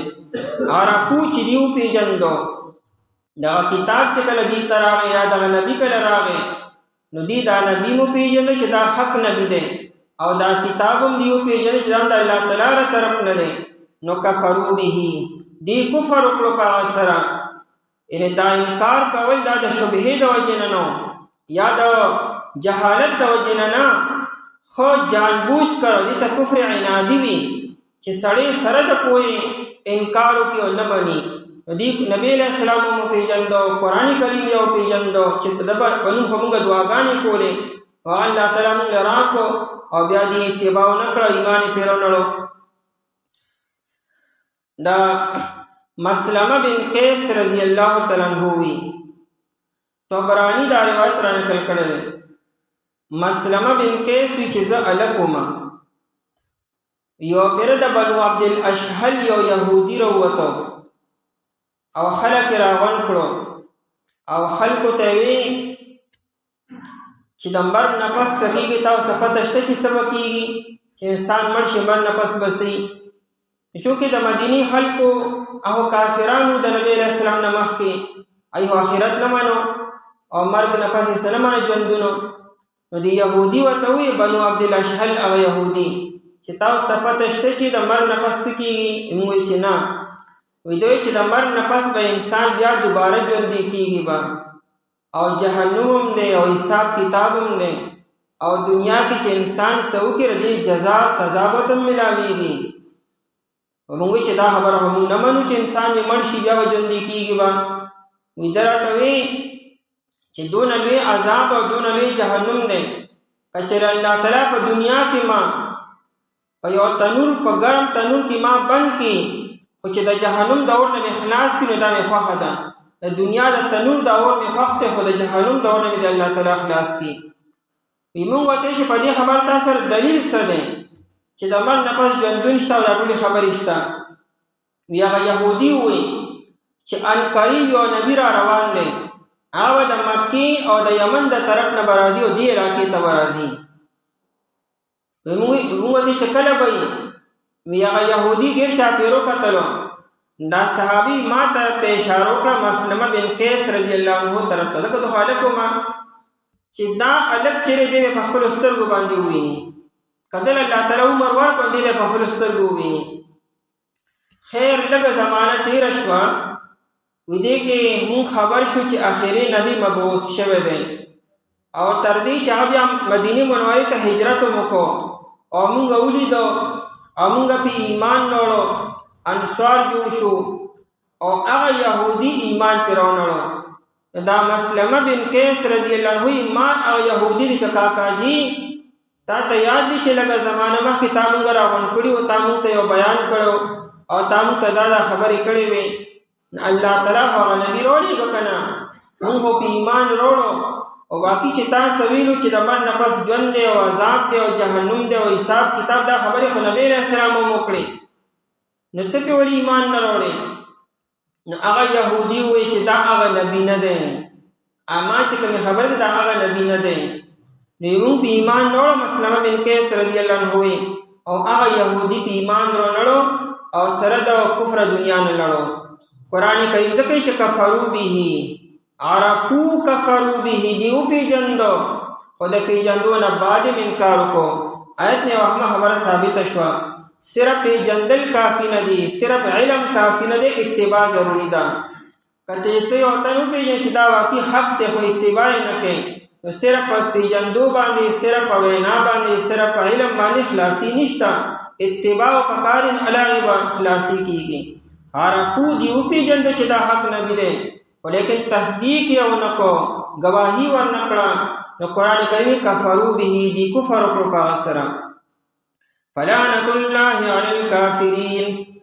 پس لعنت الله تعالی په کافرانو باندې ځکه لعنت یو شو چې دی دا کفر عنادی اختیار کو دی خو کدا نبی با په بنی اسرائیل کې برازي او د اسحاق علیہ السلام په اولاد کې بوي اپ اسماعیل کې راغی نبوت وړي دو او دی خپل جاگیر غړنو چې دا موږ د خاندانی او منصب جو په خاندان کې بر رواني هغه د اسماعیل علیه السلام اولاد تلاړو بس صرف دا خبره وا چې لکه تربوره عقار شو چې نه دا بسنګ کیږي چې موږ د اتباع کو فلعنت الله پس لعنت الله تعالی علی الکافرین په کافرانو باندې اوای دي زونه زمونږ په پردو کې دي بلکې لعنت کړي په دی باندې الله تعالی په سبب د کفر د دی پس ډیر لګ دی ایمان نوړي او هر کله چې راځي تعظیم الشان کتاب د طرف الله تعالی نه تصدیق کون کې رها سچدي سر دی او دی مخکره دینا دی با امداد طلب کولو په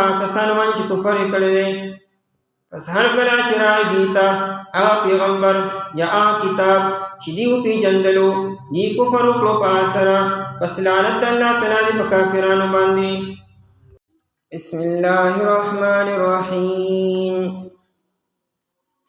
بئس ما اشتروا به أنفسهم أن يكفروا بما أنزل الله بغيا أن ينزل الله من فضله على من يشاء من عباده فباءوا بغضب على غضب وللكافرين عذاب مهين وإذا قيل لهم آمنوا بما أنزل الله قالوا نؤمن بما أنزل علينا ويكفرون بما وراءه وهو الحق مصدقا لما معهم قل فلم تقتلون أنبياء الله من قبل إن كنتم مؤمنين بئس ما بدأ عسيز اشتروا به چې دی واغستلو داغی په بدل کې انفسهم ځانونه خپل ان یکفروا دا چې دی انکار کوي بما انزل الله په هغه څه چې الله تعالی نازل کړي دي بغیا د وجې د ظلم نه ان ينزل الله د وجه د دینا چې الله تعالی نازلوي من فضله د فضل خپلنا علی من یشاء فاچا باندې چې الله تعالی غواړي من عباده د بندگانو خپلنا فباءوا پس دی واپس شول بغضب پیولوی غضب سرا علی غضب د پاسا د بلوی غضب وللکافرین عذاب مهین او خاص تپاره د کافرانو عذاب دې سپکونکي. وَإِذَا قِيلَ لَهُمْ او کلا چې ویل شي دیتا آمنو ایمان راوړئ بما انزل الله په هغه څه چې الله تعالی نازل کړي دي قالو دی وایي نؤمنو مونږ ایمان ساتو بما انزل علینا په هغه څه چې نازل کړی شوي دي په مونږ باندې ویکفرون بما وراءه او دی انکار کوي د هغه څه نه چې علاوه د هغې نه دي وهو الحق حال دا دی چې دا حق دی مصدقا په داسې حال کې چې تصدیق کوونکی دی لما معهم د پاره د هغه څه چې دي سره دي.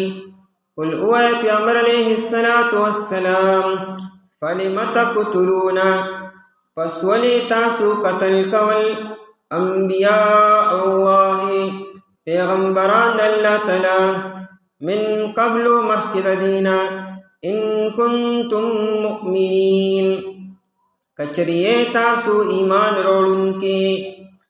په دې آیتونو کې د اهل کتابو د بنی اسرائیلو د ایمان د نه راوړو وجه بیانې چې دی په نبی علیه السلام باندې ایمان ولې راونړو د هغې وجه څه وه نو وجه دا وه چې چونکې د حضرت موسی علیه السلام نه والې تر عیسی علیه السلام پورې چې څومره انبیا کرام علیهم السلام راغلي دي دا ټول په یو خاندان کې او په یو نسب کې راغلي وو چې دا د یعقوب علیه السلام اولاد او دارنګې د اسحاق علیه السلام په اولاد کې وو. نه چېرته یو کتاب دا دعوه نه راکړې او نه چېرته یو نبي دا دعوه کړې ده چې ګنې انبیا کرام به همیشه په یو خاندان کې راځي یا به ګنې همیشه د اسحاق علیه السلام په اولاد کې وي یا به د یعقوب علیه السلام په اولاد کې وي. دا دعوه نه چېرته یو نبي کړې ده او نه چېرته یو کتاب کې دا دعوه وه خو چونکې دا خبره مسلسل کې ده او بار بار کې ده انبیا کرام چې څونه راتلو بني اسرائیلو کې راتلو د دې نه خود به خود یو دعوه پیدا شوه چې انبیا کرام خو که راځي نو صرف بني اسرائیلو کې به راځي او گویا کې دا ردی او حق ته استحقاق دی چې نبی به د دې خاندان نه علاوه په بل خاندان کې به نه راځي.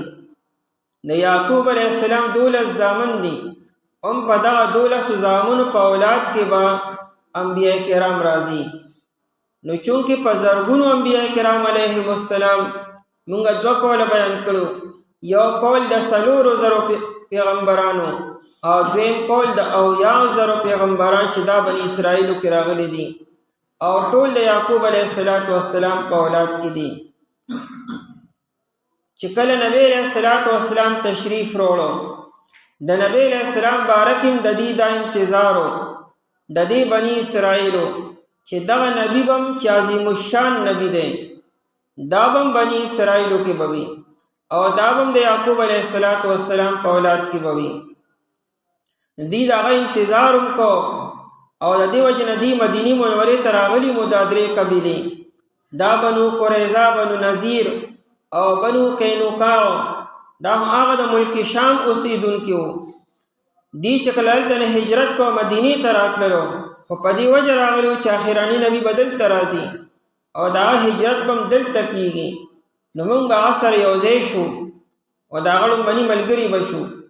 دی خو په دې انتظار دلته کې اوسېدلو او صرف دا بني اسرائیل نه په دنیا کې نور قومونه د دغه نبي په انتظارو لکه هند مت والا چې هندوانو دیم د کال کی اوتار یا د کل کی اوتار په انتظارو او دیم وی چې د آخري نبی چې کل کی اوتار بوي دا هم په هندوانو کې برازي با.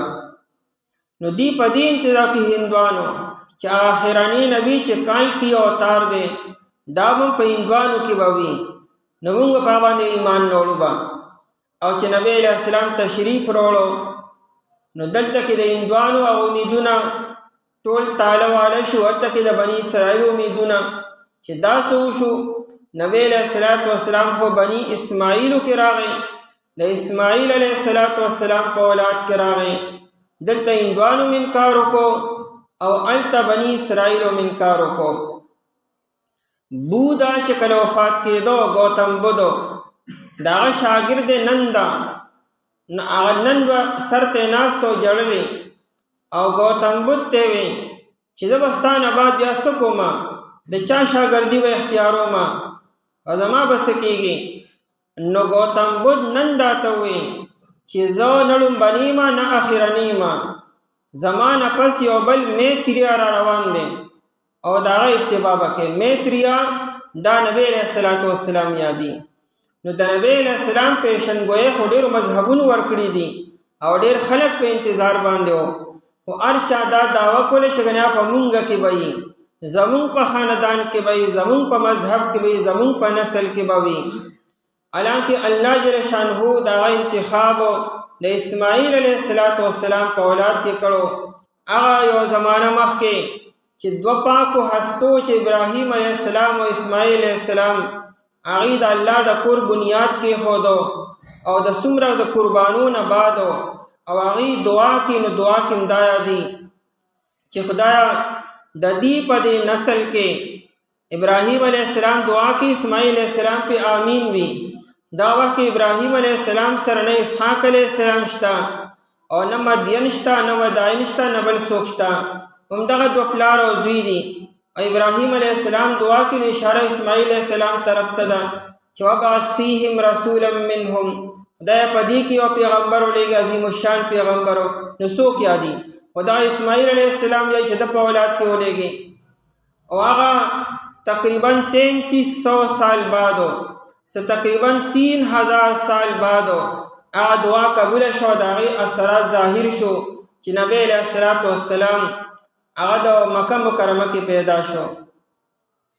نو دی بني اسرائیلو چې وکتل چې نبی علیه السلام خو بني اسماعیلو کې راغی، نو دی انکار شروع کو او د انکار وجه دا وه چې دا نبوت بل خاندان کې ولې راغی. حالانکه دا خو د الله تعالی تقسیم دی، الله جل شانه نبوت ورکي چې چاله ورکي او څنګه ورکي. دې کې خلکو ته څه استحقاق دی او څه اعتراض دی چې دلته کې نبی ولې راغی. په نبی باندې اعتراض کول دا حقیقت کې د الله تعالی په تقسیم باندې اعتراض کول دي چې الله نبی خو دلته رالیږل پکارو تعالی ته ولې ولېږو. دا خو ګویا کې د الله تعالی په منشا باندې او د الله تعالی په تقسیم باندې اعتراض شو. نو دی انکار شروع کړ د نبی علیه السلام نه، د بغض د وجې نه، د حسد د وجې نه چې دا نبوت هلته ولې لاړو. حالانکه نبوت د الله تعالی فضل دی، د الله تعالی مهرباني ده، دا د چا په اراده باندې، د چا په منشا باندې، د چا په ووټینګ باندې، د چا په اراده باندې نه کېږي. دا خو الله تعالی فضل و کرم دی چې نبی علیه السلام یې اخرني نبی جوړ کړو. بئس ما اشتروا، بئس مانا مذمت والا بد دی، ناکار دی، بئس بد دی. دا ما اغا سیزو، دا ما په معنا د شیون سره دی، بد دی اغا سیزو اشتروا به انفسهم چې دی واغستل د هغې په بدله کې خپل ځانونه. اشترا اغستلو ته وي خرید نه، او به دا هی چې دی دا دی ما ته راجع دی، د کم څیز په بدله کې چې دی واغستلو. نو څه واغستو؟ انسان خامخا یو مبیع اخلي، نو انفسهم ځانونه خپلو، او د انفسهم نه مراد ایمان دی چې دی خپل ایمان واغستو.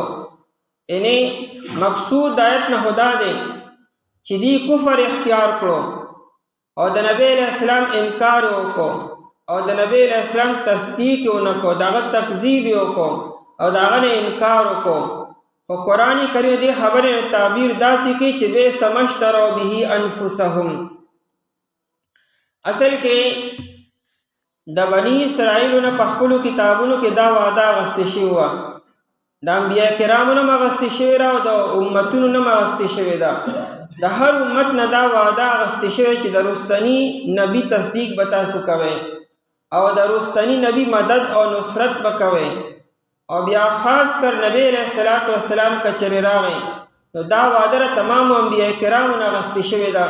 درېمه سپاره کې را دې ذکر د سورۃ آل عمران کې چې اخرانی نبی چې کله راغی نو انبیاء کرام به دا تصدیق وکي او په باندې به ایمان وروړي او دا مدد او نصرت وکي. لتؤمنن به ولتنصرنه، تاسو په باندې ایمان وروړي او دا به مدد هم کوي. نو دا وعده انبیاء کرامو نه اخیستل شوی ده او د امتونو نه اخیستل شوی ده. دا وعده بنی اسرائیل نه اخیستل شوی ده چې د اخرانی نبی به ایمان به پم وروړي او مدد به کوي. نو گویا کې دا خلق په دې وعده باندې غاڼه شوي دي او گویا کې دی په دې وعده باندې خرڅ شوي دي او دی ردی وعده نه ځان خلاصي. په نبی علیہ السلام خو ایمان وروړي نه، ځکه کچې ایمان وروړي نو اتباع به کی بیا او نصرت به کی او دی نه اتباع کوي نو نصرت کوي. نو دی دغه وعده نه ځان خلاصولو د پاره خپل ځان هغه واغستو. نو قرآن کریم د دې د نبی علیہ السلام د ایمان د نرولو او د نصرت د نکولو نه تعبیر اشتروا به انفسهم کو چې گویا کې دی خپل ځانونه خلاص کړل دی وعده نه چې دا وعده موږ نه پوره کو نه مدد کو نه اتباع کو. نو دی گویا کې خپل ځانونه واغستلو او دای په بدله کې کفر اختیار کو. اشتروا چې دی واغستل به د داسیس په بدله کې انفسهم ځانونه خپلو او مراد نه ایمان دی. وګوره ایمانهم یو نه انفسهم یو وي. روح البیان نقطه لیکلې ده چې اصل کې د انسان دا نفس چره دا د ایمان د پاره او د علم د پاره پیدا شوی دی. کني د انسان او په حیوان کې څه فرق دی؟ د انسان او د حیوان من کې فرق په ایمان او په علم باندې او دی نه ایمان ورو نه علم اختیار کو. نو دا گویا کې دی دا نفسونه سره نه دي، انفسهم ځانونه خپل او نفسونه خپل. او بعض مفسرین حضراتو اشتراو په معنا د باغ سره چې دی خرڅ کړو پای سره خپل ځانونه. ان یکفروا دا چې دی انکار کوي بما انزل الله په هغه څه چې الله تعالی نازل کړي دي. بما انزل الله وحدا قرآن کریم دی، نبی علیہ الصلوۃ والسلام دی. دی دا انکار کو د نبی علیہ السلام نمو د قرآن نمو د وحی نمو او دا انکار دی ولی وکړو بغیان د وجه د بغض نه د وجه د حسد نه. باغی ظالم توی او دلته کې بغیان د وجه د ظلم نه یعنی د وجه د حسد نه او د وجه د بغض نه. ان ينزل الله دی بغض کو حسد کو نبی علیہ الصلوۃ والسلام سره او بغض حسد سره په دې خبره چې نبی علیہ السلام بنی اسرائیل کې ولې نه دی او دا بنی اسماعیل کې ولې دی. دا بغض او حسد حاسد چې مقصود سره بغض او حسد کی نو ولی آکی او کمالی مقصود الله تعالی یو کمال ورکړي. نو حاسد له پکار داری چې د الله شکر ادا کی او خوشاله شي او د الله نه غواړي چې خدای دا شان مونږ لم راکړي. نو دی الټا په باندې حسد شروع کی د الله تعالی په تقسیم باندې خفشي او ناراضه شي چې دل دی ور کړلې بغیان د وجه د بغض او د حسد نه. ان ينزل الله ان لاجل ان ينزل الله د وجه دین چې الله تعالی نازلوي من فضله د فضل خپلنا.